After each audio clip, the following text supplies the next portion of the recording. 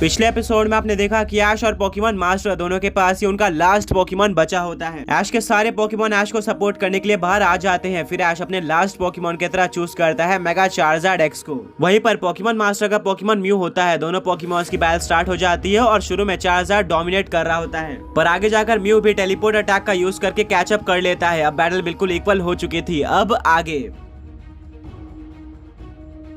ऐश अपने चार्जार्ड को dragon claw attack use करने बोलता है, जिसके लिए वो म्यू के पास आ जाता है। पोकेमॉन मास्टर बोलते हैं म्यू टेलीपोर्ट का यूज करके इस अटैक को डॉज कर लो। म्यू बिल्कुल ऐसे ही करता है और वो डॉज कर लेता है। इसके बाद ऐश बोलता है चार्जार्ड दोबारा से ड्रैगन क्लॉ का यूज करो। चार्जार्ड फिर से ड्रैगन क्लॉ का यूज करता है और एक और बार म्यू इसको डॉज कर लेता है। ऐश बोलता है चार्जार्ड ड्रैगन क्लॉ का यूज करते जाओ जब तक यह अटैक म्यू के ऊपर नहीं लगता है। चार्जार्ड ड्रैगन क्लॉ का यूज करते जाता है, वहीं पर दूसरी तरफ म्यू इसको डॉज करते जाता है। अब देखना यह था कि आखिर क्या mega Charizard X dragon claw को सक्सेसफुली म्यू के ऊपर मार पाएगा या फिर म्यू उन सबको डॉज कर लेगा। चार्जार्ड अपनी पूरी कोशिश करता है पर सारे ड्रैगन क्लॉ म्यू डॉज करते जा रहा था। फिर चार्जार्ड एक लास्ट ड्रैगन क्लॉ मारने जाता है, जिसको म्यू टेलीपोर्ट का यूज करके डॉज नहीं कर पाता और वो म्यू के ऊपर लग जाता है। इसमें चार्जार्ड ने अपनी पूरी पावर यूज कर ली थी और ये काफी स्ट्रॉन्ग ड्रैगन क्लॉ था, जिसके चलते म्यू नीचे जमीन पर गिर जाता है और वीक हो जाता है। वहीं पर दूसरी तरफ ऐश का चार्जार्ड भी इतने सारे ड्रैगन क्लॉ का यूज करके थक चुका था। अब उसके अंदर ज्यादा एनर्जी नहीं बची हुई थी। कमेंटेटर बोलता है कि लगता है कि बैटल अपनी एंडिंग पर आ चुकी है। चार्जार्ड और म्यू दोनों ही काफी वीक हो चुके हैं और अब ज्यादा अटैक नहीं सह सकते हैं। अब हमें पता चलने वाला है कि क्या पोकेमॉन मास्टर अपने टाइटल को डिफेंड कर पाएंगे या फिर हमें ऐश के रूप में एक नया पोकेमॉन मास्टर देखने को मिलेगा। दोनों ही ट्रेनर्स इस बैटल को जीतना चाहेंगे। चार्जार्ड और म्यू दोबारा से किसी तरह से खड़े हो जाते हैं। पोकेमॉन मास्टर बोलता है कि ऐसे तो काम नहीं बन रहा है,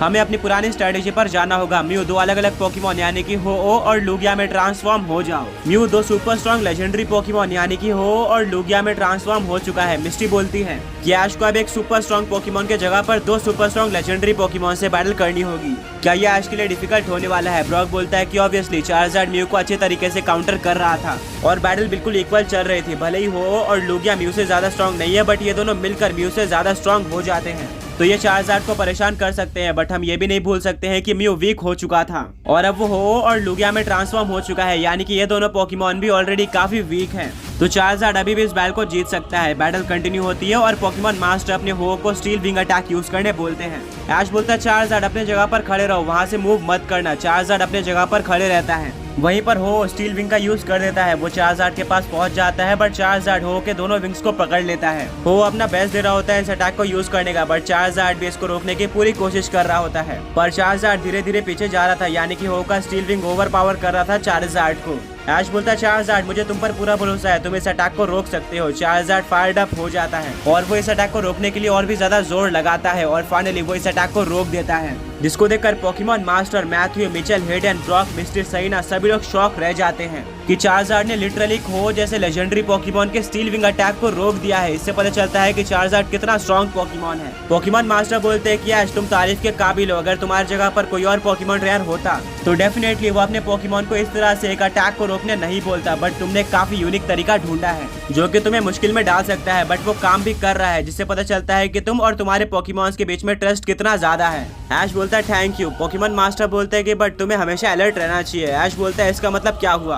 तभी ऐश के चार्जार्ड पर पीछे से एरो ब्लास्ट अटैक आकर लगता है, जो कि लुगिया का सिग्नेचर अटैक था और इससे मेगा चार्जार्ड एक्स को डैमेज पड़ता है। पोकेमॉन मास्टर बोलते हैं कि मैं इसके बारे में ही बात कर रहा था। अब तुम्हारे सामने सिर्फ एक पोकेमॉन नहीं बल्कि दो पोकेमॉन हो चुके हैं, तो तुम्हें हमेशा अलर्ट रहना होगा। बैटल कंटिन्यू होती है और पोकेमॉन मास्टर अपने लुगिया को सर्फ अटैक यूज करने बोलते हैं, जिससे मेगा चार्जार्ड की तरफ एक काफी बड़ी वेव आना स्टार्ट हो जाती है। ऐश कंफ्यूज हो जाता है कि अब उसको इसको कैसे काउंटर करना चाहिए। तभी उस वेव के अंदर पोकेमॉन मास्टर हो को थंडर बोल्ट यूज करने बोलते हैं और इस वेव के अंदर पूरी तरह से इलेक्ट्रिसिटी भर जाती है, यानी कि एक इलेक्ट्रिक सर्फ बन गया था। ये चार्जार्ड की तरफ धीरे धीरे बढ़ रहा था। ब्रॉक बोलता है कि ऐश के चार्जार्ड के लिए काफी डेंजरस हो सकता है, अगर ये चार्जार्ड के ऊपर लग गया तो चार्जार्ड डेफिनेटली हार जाएगा। ऐश बोलता है कि इसको तो हम डॉज भी नहीं कर सकते हैं, हमें कुछ डिफरेंट ट्राई करना होगा। चार्जार्ड अपने पूरे पावर का यूज करके फायर ब्लास्ट अटैक का यूज करो। चार्जार्ड एक काफी बड़ा फायर ब्लास्ट बनाना स्टार्ट कर देता है। वहीं पर दूसरी तरफ अब वेव उसके काफी पास आ चुकी थी। फाइनली चार्जार्ड ने जायंट फायर ब्लास्ट क्रिएट कर दिया था, जो कि ब्लू कलर का था और वो उसको लॉन्च कर देता है। जायंट फायर ब्लास्ट अटैक और थंडर सर्फ अटैक दोनों ही आपस में टकरा जाते हैं और एक काफी ज्यादा बड़ा एक्सप्लोजन होता है। साथ में पूरे स्टेडियम के अंदर पानी भर जाता है ठंडा सर्फ के चलते और साथ में इलेक्ट्रिसिटी भी आ जाती है और कुछ जगह पर फायर ब्लास्ट अटैक के चलते आग भी लग गई थी। कमेंटेटर बोलता है कि आज तक ऐसा कुछ देखने को नहीं मिला था।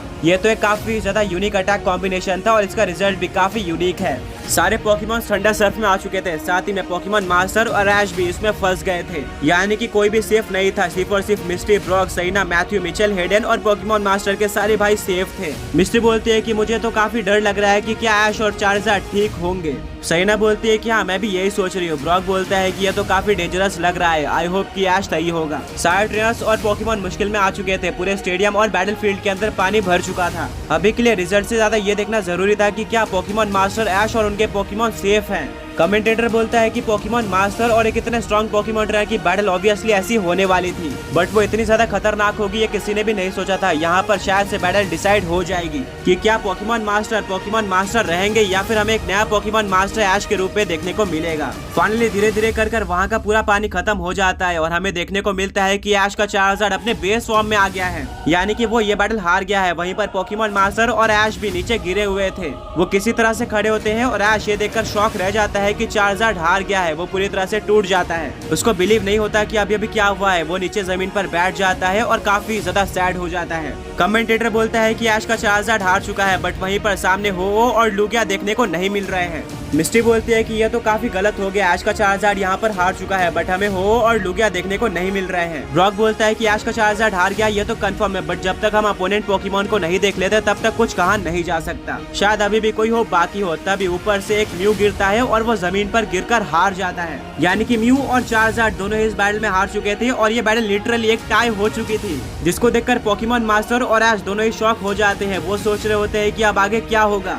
कमेंटेटर बोलता है कि पोकेमॉन वर्ल्ड के हिस्ट्री में सबसे पहली बार ऐसा हुआ है कि इतनी बड़ी बैटल टाई हो गई है और ये बैटल कोई नॉर्मल बैटल नहीं थी बल्कि पोकेमॉन मास्टर बनने की बैटल थी। ऐश वापस से उड़ जाता है। पोकेमॉन मास्टर और ऐश दोनों डिसअपॉइंटेड होते हैं क्योंकि दोनों के पोकेमॉन हार चुके थे, बट अब उनको समझ में नहीं आता कि आगे क्या होगा। मिस्ट्री बोलते हैं कि अभी तक तो हम सोच रहे थे या तो पोकेमॉन मास्टर जीतेंगे या फिर ऐश जीतने वाला है, बट ये रिजल्ट किसी ने भी एक्सपेक्ट नहीं किया था। अब रूल्स में तो कुछ भी नहीं लिखा हुआ है, देखते हैं कि आगे क्या होता है। ब्रॉक तुम्हारे हिसाब से क्या होना चाहिए? ब्रॉक बोलता है कि मुझे भी इसके बारे में ज्यादा नॉलेज नहीं है।